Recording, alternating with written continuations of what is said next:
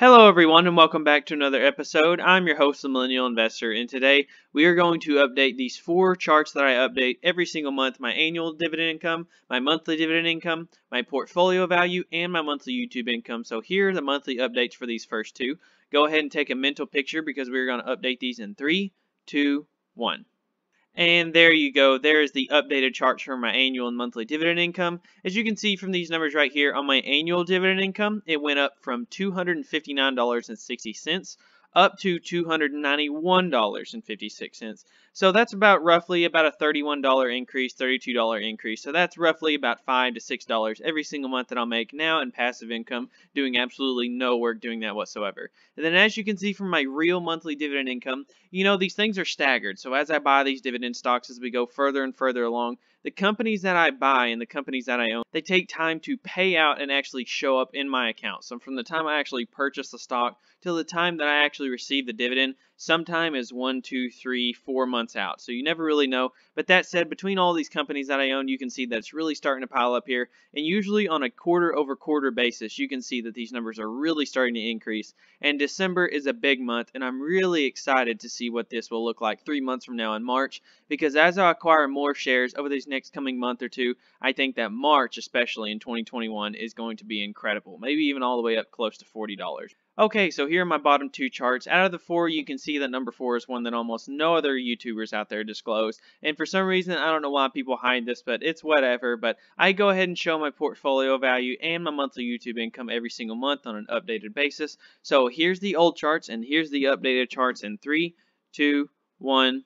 And there you go. There's the updated charts for my portfolio value and my monthly YouTube income. Last month in November, we finished with a portfolio value of $8,119, and it increased quite significantly over $750 up to $8,876. And then as we look at my monthly YouTube incomes, typically it usually stays around, I'd say, $250 average or so, something like that. But last month in November was pretty bad. We only got $161. But in December, we did manage to step things up a little bit, up to $336. And speaking of which, in the same way that I always show that I disclose everything on my channel, I'll also show you where this came from and the sources. So the first one that is the most obvious that I know a lot of people see, as you see the ads as we go along in this video, you'll probably see 1, 2, 3 different ads in the middle of the video. And this is my month over month basis. So this is how I finished out in 2020. So in 2020, I did $94.83 in July. In August, I did $135. September, $214. October, $141, and then November, $121, and then as we get to December, I finished out with $156. That was my monthly income just in ads. But I get money through other sources, like I will show you in just a second. I also get money through things like mentoring calls, and another main thing that I'm about to show in this video is how I make money not only from my ads, but also through getting you guys signed up with M1 Finance. We had several of these in December, and these are all the ones that got signed up in December. And speaking of which, you see how I get $10 for each and every one of these as I get you guys signed up. As we go further and further back, let's go ahead and go to October. Yeah. So you see all these $20 referral monies right here, all this $20 payments. If you look at this and we go to refer and earn, you'll see that now they're actually running a promotion again. Usually it's typically just $10 a piece, and every now and then they'll bump it up to $20, but right now they're doing the biggest dollar amount I've ever seen. So if you've watched my channel in the past, or if this is the first time you're ever seeing a video of mine and you've ever considered getting signed up with M1 Finance, right now is the time, because you will get $30 just for getting signed up. Not 10, not 20, $30. And not to mention, if you're someone who has M1 Finance, I think that you should be referring someone anyway, just so that way we can help grow the platform, get more people knowing the name out there, and just get more awesome features for the platform as we get more funding and more revenue for the company. But that said, if you already have M1 Finance, heck, go ahead and get 3 people referred just so you can get $90. But that said, if you want to get signed up, go ahead and please use this link that is down in the description. And like I said, through the other ways that I make money through this YouTube channel, like I'll always show on the channel, I also have this description that has lots of other things, not just getting signed up with M1 Finance, but mainly talking about mentoring calls, Yada savings accounts, credit card referrals. Go ahead and check out all that stuff down below in the description. But let's go ahead and jump into the video. Every single month, I give you guys an update on every single stock that I own and why I own them. So what we're going to do is we're going to go ahead and dive in to the first stock, which is the heaviest weighted stock in my portfolio. It makes up 9%. We're currently up $225 or 84% on it. We're looking at Broadcom. Now, I did just recently make an entire video dedicated towards this company, going in depth why I love it, why I'm also increasing my position, and why I think over the next 5, 10 years that this company has a long way to go. I was telling a family member about this company just the other day, and I was telling them why I'm so bullish on them, why I think they're an excellent company, why they're going to be great for the long run, not only for dividend investors, but growth investors as well. And I told him, I said, honestly, I said, I was buying this company like crazy in the 200s and the 300s and even now in the 400s. And if tomorrow this company went to $600 a share, I would still be buying it with ease. So that said, this company, in my opinion, has a lot more upside potential to go. And I think as they continue to grow their dividend at double-digit rates every single year, for me as a dividend growth investor, as well as getting awesome share price appreciation, I couldn't see a scenario where Broadcom really has a massive downturn from their incredible diversified business model and some of the most powerful technologies on earth. So go ahead and check out Broadcom, and they're a reason why they're my number one investment. And then getting past my number one investment, let's go ahead and look at my number two and my number three. Now this makes up 8% and 7%, so these two companies make up 15% of my portfolio just by themselves. And the reason why I'm bunching them up together is that they have extremely similar business models. And when we look at Realty Income, I've always said that if you're going to be a dividend investor, then you have to own Realty Income. You're not a true dividend investor unless you own Realty Income, because it's the only company out there that can pay dividends monthly, raise dividends quarterly, and then have an incredible track record of paying dividends out over 25 years in a row, and it raises that dividend like crazy, and the share price grows quite significantly as well. And speaking of which, I've been buying both of these companies, both Realty Income and WP Carey, the stock that I think is, in my opinion, the most undervalued in my portfolio. This company has a long way to get back. Okay, like I said, this company has not been hit hard from the recession. This company is still receiving 98, 99% of the revenue it was back a year ago, before the pandemic. So that said, why is it being priced at a much lower rate than it was back in early 2020? I don't know. This company is being significantly discounted due to the fact that it's a real estate investment trust. Just because they're in real estate doesn't mean that this company hasn't collected rents at sky-high rates. And even if I'm wrong, even if this company isn't undervalued and this is the pace that it should be being traded at, then go ahead and look at this. Its dividend yield, which gets raised quarterly, by the way, their dividend payment gets raised every single quarter. But even if I'm wrong, even if this company is truly worth $70 a share, well, then just buying this company and holding it will pay you 6% just to own it. It will pay you 6% just to buy it. So even if I'm wrong, even if this company was $70 a share 20 years from now, you're still going to get 6% today and get your dividend payment raised every single quarter, as you can see from these little D charts right here down below. But those two companies are two of my three real estate investment trusts, and we'll go ahead and go to the company that I have one of the only companies focused in here, not so much on the dividends, but more focused on the growth. We're looking at Visa. Visa is still growing at double-digit rates even throughout this recession, and they did get hit really hard because a lot of people were worried about credit card payments, but I think the way that this company is moving, no matter where banking goes, with JP Morgan or Bank of America or Wells Fargo or more newer fintech companies like Chime and Square and whatever else, Visa is always going to be the middleman no matter which of those companies come out on top, because they are the payment processing system. They're not the actual person going out there and selling the credit cards or selling the other products that Visa needs to use. They're the interchangeable middleman, right? So when we look at Visa and MasterCard, they're very heavily integrated into this mobile payment system and credit cards and whatever else. And the way I look at that is that I think we can agree that this space is a very high growth category, and it is one that is likely not to go away anytime soon. This is likely going to be the norm 10, 20, 30, 40 years out. It is very likely that while things might change a little bit, I'm pretty sure that cash is going to slowly become extinct as I get older. And right now I'm only 21 years old. So as we have that long trajectory, that long outlook for Visa to have all those different growth opportunities, while it might seem like a big company now and maybe a bit rich, a little bit overvalued, it's a $500 billion company. But I think that 10, 20, 30, 40 years from now, this company will be in the trillions with a T. I think it'll be much bigger than what Apple and Microsoft is today, and I'm definitely willing to pay that hefty price of $218 a share if it means I get to be a part of that incredible growth opportunity over the next coming decades. So the dividend is quite underwhelming, but they are growing it very fast, and Visa is a company I think for both dividend growth investors and growth investors out there, definitely has a lot of opportunities for the future. Next up, we have a company that makes up 5% of my portfolio, which is now the only utility stock that I own in my portfolio. Now, utilities are boring, they're very slow, and honestly, I shouldn't be too big of fans of them because I'm only 21 years old, and that's more of the reasons why I've skewed away from them. I got very trigger happy when the recession happened, and everything was trading at rock bottom prices. But the good part about Southern Company is that the dividend yield is incredible.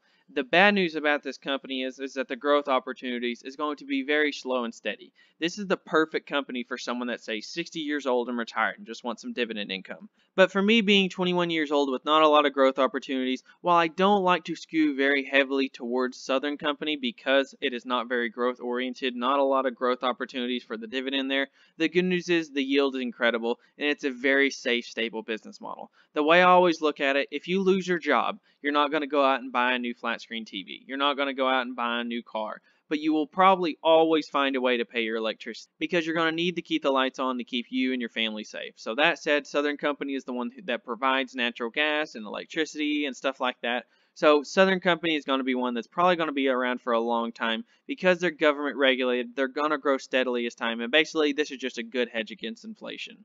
And then next up, we have another company that makes up 5% of my portfolio. Earlier, we were talking about Visa being the middleman between mobile payments and credit cards and yada, yada, yada. But JP Morgan Chase is the only big bank that I own, and I will tell you why. That is because, in my opinion, it is the best run bank out there. There's a reason why this company has had lots of success over the coming decades, and I think we have a lot more to go.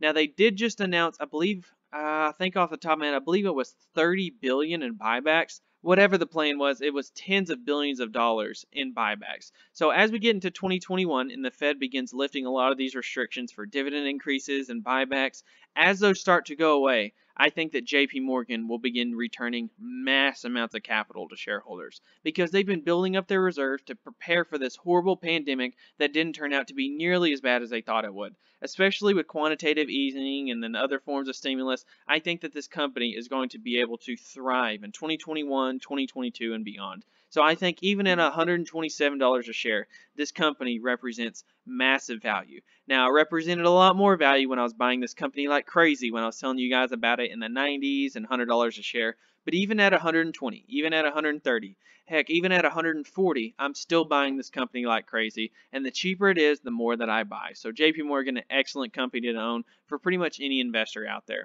Johnson & Johnson, the best and only healthcare company that I own, and who knows, maybe the only one that I'll ever own because I don't understand healthcare very much, but when you're buying Johnson & Johnson, it's almost like buying a healthcare ETF. This is so diversified between basic household products like Listerine and Tylenol and whatever else, and then they have also very expensive high-end pharmaceuticals and surgical equipment. Pretty much all factors of healthcare wrap around somewhere towards Johnson & Johnson. And the way I look at it between this company's excellent track record and being one of only two companies on planet Earth that are a major corporation that have a AAA credit rating, Johnson & Johnson and Microsoft being the two, this company is well set up for the future, great balance sheet, great growth, constantly reinvesting into new healthcare products, and that is why this company is even breaking well past into all-time highs, even here in 2020 and 2021, and it has nothing to do with tech or any type of influence that had any benefit from the pandemic whatsoever. But that said, they did raise their dividend in 2020. I expect another dividend raise in 2021, like this company's continued to do so for decades and decades on end. And as we get further down on the list, we have 5% of my portfolio and 4% of my portfolio on the two biggest beverage brands on earth.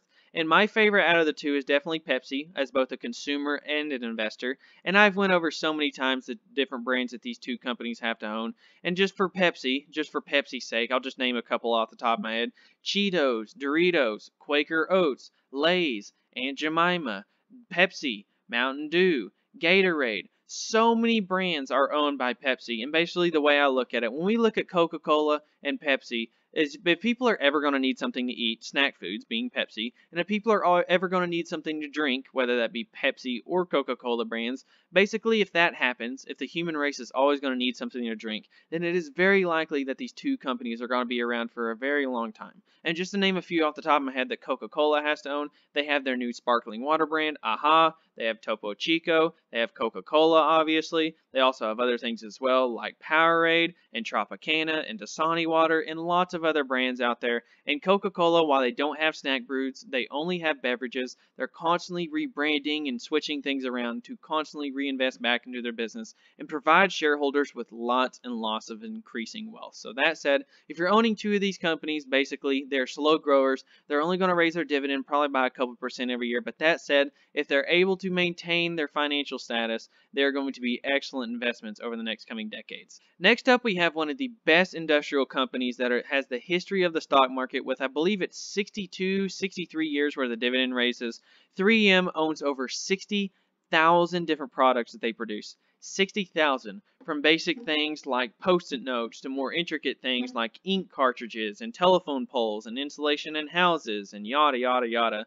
This company produces so many products that basically as the population grows and the economy grows alongside with it, 3M is going to produce a lot of the basic household products and basic manufacturing needs that a lot of people need and take for granted every single day. So if that's the case, while this company did get ahead of itself back in early 2017, early 2018, this company was at $250 a share, and while it's been on a downslope since then, I've been buying this stock like crazy. In the 130s, the 140s, 150s, 160s. I think anything for this company that is under $200 a share is an absolute steal. And I'm buying the stock even very heavily as it recovers going into 2021 at $170 a share. If this company went to $200 a share tomorrow, I would still be buying it like crazy. Heck, even if it went to $250, I would still be buying it because I'm very bullish for this company on the long term, and not to mention as they got more exposure from their branding, from their N95 mask, I think that's just another bullish point for this company. And as they continue to grow, they continue to thrive. As an investor, you obviously get to take part in those awesome dividend increases as well as share price appreciation as well. And by the way, just a little side note, I believe they're due to raise their dividend here in about a month or so. So we'll see how much they raise it. I wouldn't expect it to be anything massive with the pandemic going on, but expect a slight dividend raise in early 2021 in about a month or so. So next up on our list, we went over Pepsi and 3M and Coca-Cola. Now we're going to go to another company, and this company produces some of the heavy machinery that you see usually on construction sites. Caterpillar has a very recognizable brand and has basically been deleveraging their balance sheet for the last decade, ever since the 2008-2009 financial crisis. And you can see that even throughout the pandemic, this company is thriving. You had their all-time high here about $170 a share, and today, early 2021, getting through the pandemic, they not only bounced back from $90 a share, they have doubled since then up to the 180s. And I was buying the stock very heavily in the 110s, the 120s, the 130s, and now it is getting up to very high valuations. And I would like to admit, I would like to be buying this company a little bit cheaper. I'd like to be buying it around 150, 160, maybe even a little cheaper than that. But I'm still buying it in the 180s. I'm still bullish on this company. On the long term, their financials are great. Their business model is great. They have a lot of opportunities going forward, not only with the potential infrastructure bill, but pretty much with anything in general. As the economy grows, this company has incredible margins for the type of products that they produce, and Caterpillar will be a successful company in the coming decades, at least I believe so. Next up, we have McDonald's. I mentioned this company many times. I love it. I think even right now at this price, it is a fantastic buy at $215 a share. McDonald's, go ahead and watch The Founder on Netflix if you haven't seen it already. I mention that every month since I've seen it. I think that movie was incredible, and it just goes to show that this company is not a fast food company. This company is a real estate company. They basically buy the land and then lease it out to the people that they franchise to, and that's how they get steady increasing revenues and profits every single year, and that's why this is one of Warren Buffett's favorite. Not only does this company continue to find ways to increasingly interest new customers in their new products that they have to offer, but they continually to expand and raise rents for its tenants. And that said, they're like a real estate company, but they're also a fast food company, and they have some of the best track records around. And not to mention, let's be honest, the French fries are pretty awesome. So that said, go ahead and invest in McDonald's alongside me. I think it would be an excellent buy. Next up, we have Procter & Gamble, one of the most defensive stocks in the stock market. I mentioned this many times. Its beta is extremely low. If you're buying the stock, expect it to be a slow, steady ride up. No roller coasters with this one. Generally speaking, it's pretty slow and steady. No rapid movements whatsoever. This is not a stock with a lot of volatility, and it's not going to have any type of massive growth. This is probably going to raise its dividend and share price probably every, on average, I don't know, 5% every year, maybe even a little bit less. They did have some pretty impressive growth here in 2020, and going into 2021, I would expect a lot more growth as well because they produce a lot of the basic household products you take for granted, like basic deodorants and shampoos and paper products and diapers and lots of other things like that as well. Procter & Gamble owns a lot of the brands that you probably don't even realize that they actually own, but if you go inside a Walmart, I'm sure you've probably seen hundreds of their products every single day. So that said, Procter & Gamble is going to continue to find ways to increase revenues, increase profits, and that is why they've raised their dividend pretty much every single year for almost the last half century.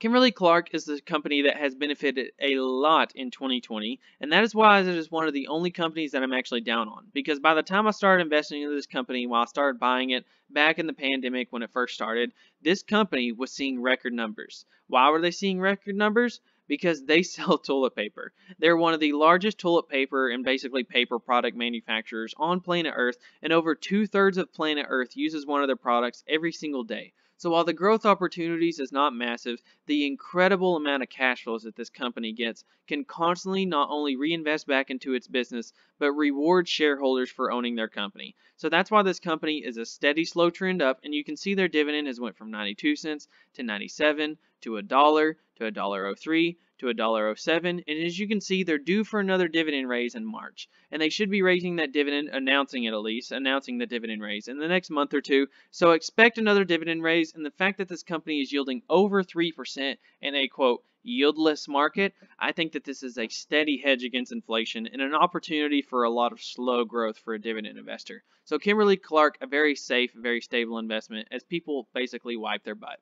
Home Depot is a company that I've talked about a lot, and basically the way I look at it, whether the coronavirus ramps up or whether it falls back with the vaccines that are currently coming out, I don't think it really matters either way. If you look at all the dividend aristocrats out there, this company has one of the best performance track records of any company out there. And that is because they basically have an oligopoly between them and Lowe's, some incredible track record as far as dividend growth goes. And honestly, I was not giving this company justice back in early 2020 when I was originally buying it. And now that it's finally starting to trend down, I'm looking for opportunities to beef up my investment. And this is not a short-term thing with Home Depot, not anything to do with what happened in 2020.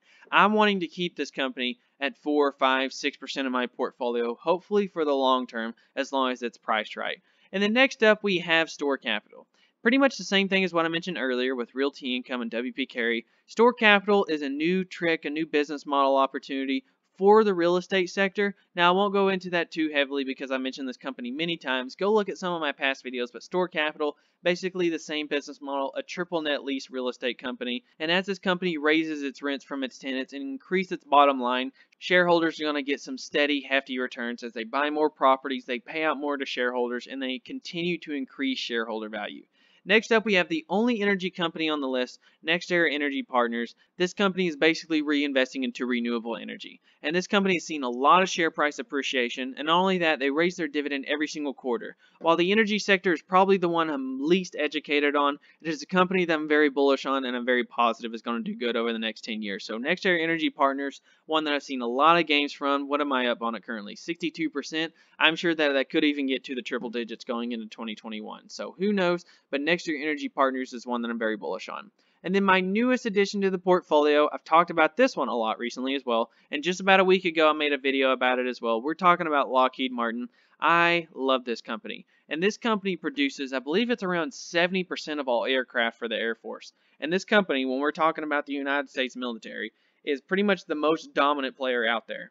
They have a couple competitors like Boeing and Raytheon Technologies and some other names as well that are a little bit smaller, but this company is really, really dominant with some of its planes like the F-35s and lots of other technologies as well, and it seems like every week this company is getting a new $5 billion contract, a new $10 billion contract, a new $500 million contract. They're constantly getting new revenues from the United States government, and while people may be worried about the new defense budget maybe going up or going down over the coming years, I don't really pay attention to that because they're constantly reinvesting back into its own business, which is incredible cash flows, their new acquisition of Aerojet Rocketdyne, and their incredible visionary CEO is setting this company up for success over the next decade. And one more thing to mention about this company is that one benefit is that usually when wars are announced, usually most stocks go down. This is one of the only companies that would benefit if a war were to happen. And while I don't think that I should be excited about a war, and I'm not at all, especially not only from an investor, but as a person, as a United States citizen, if a war were to break out, this would be the biggest benefactor from it, and this company would likely skyrocket in price if some type of major war were to break out. But Lockheed Martin, that's a company that I'm betting on the long term, and that's why I just added it to my portfolio.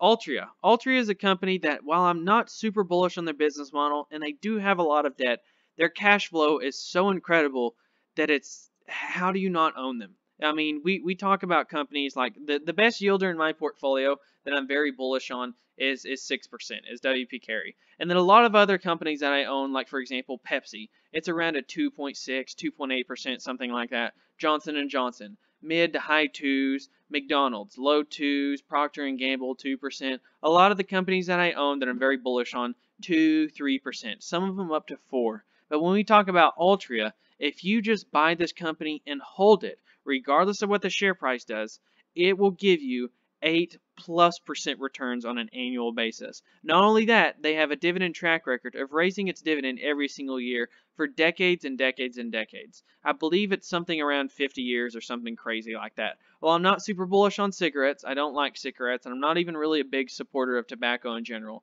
They do have a lot of new smokeless products and little tiny cigars that they're selling rapidly to the new generations out there. But that said, if Altria is able to maintain that dividend payment, which I am very likely think that they're going to be able to do, if they're able to maintain that dividend payment and to continue to raise it every year, even small percentages, say 1 or 2%, the dividend yield alone is going to give you some incredible returns. So even if this company stayed at $40 a share, $50 a share, whatever, if it never went up in share price, I think that this company will give you some incredible returns through its growing dividend and its incredible 8+% yield. So Altria is one that I'm betting on over the next couple of years. Cisco is a company that has been hit much harder from the recession than many others, and this is the first time in 2020 that it hasn't raised its dividend in God knows how long.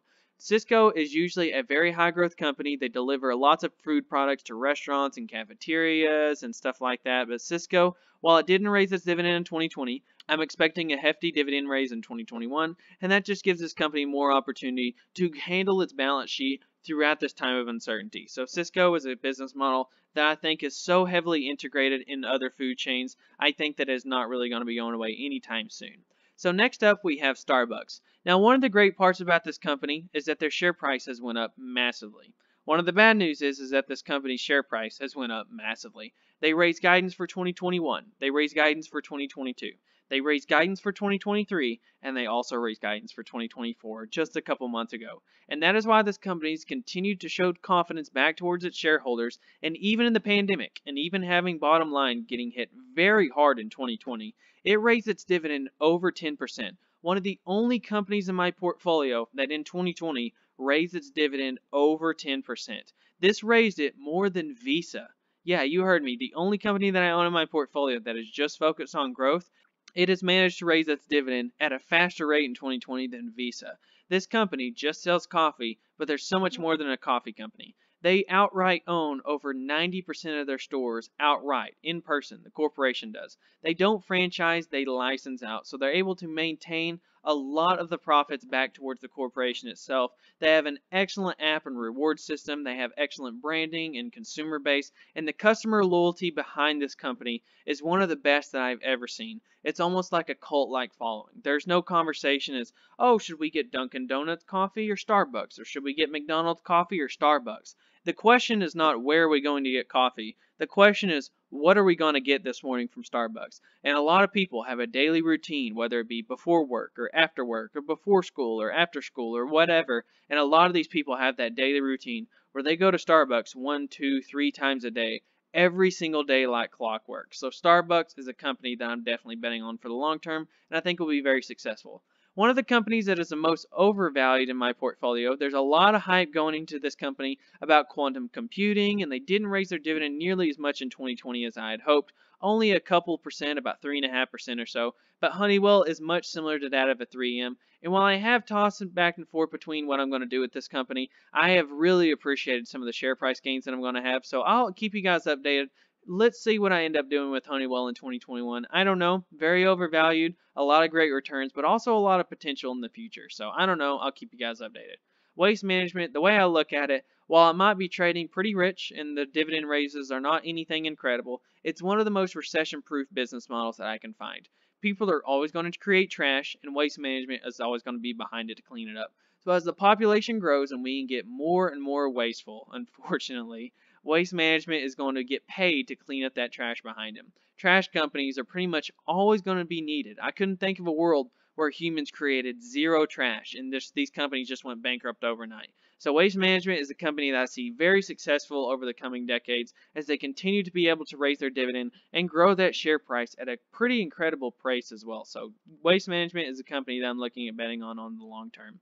So last but not least, we have the last company on the list, Verizon. Very similar to that of, say, like an AT&T. They're not anything exciting. They're not going to grow their revenues at any exciting double-digit pace or anything like that. But what this company will do is provide an incredible amount of cash flow. This company provides cash flow at incredible rates. This company currently has a 4% dividend yield. I don't know why it says 8%.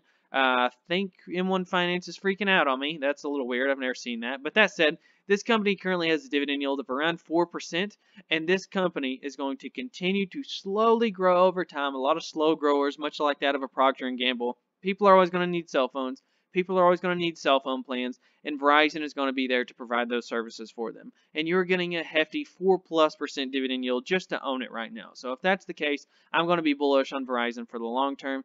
And that makes up all the companies that I currently own in my portfolio, which is 24 in total. So out of all of these, I've made lots of videos about them in the past. I'm very excited about every single one of them going into 2021. Thank you guys so much for what you were able to make happen here in 2021 with my YouTube income, with my portfolio, my dividend income, everything. It was a fun year, guys, in 2020, and I'm really excited to what's going to happen here in 2021. Now, I should announce just very quickly that I am changing my posting schedule. I think that I'm only going to try to post 2 times a week in 2021 because I am changing jobs. I now work for Tinker Federal Credit Union, and I'm working a lot more hours. I'm probably going to be working full-time, as well as being a full-time student here in Oklahoma. So I think that I'll likely only be posting twice a week, maybe once a week. I don't know. I'll see how things work out. But going into 2021, I'll probably be posting less. But if you want to reach out to me and you want to get a relationship with me, like I said, I have my email listed down below. So if you want to set up mentoring calls or just get to know me or set up any type of relationship where we can help each other, go ahead and feel free to email me and you can reach out to me and I'll get right back to you. But thank you guys so much for watching all the way to the end.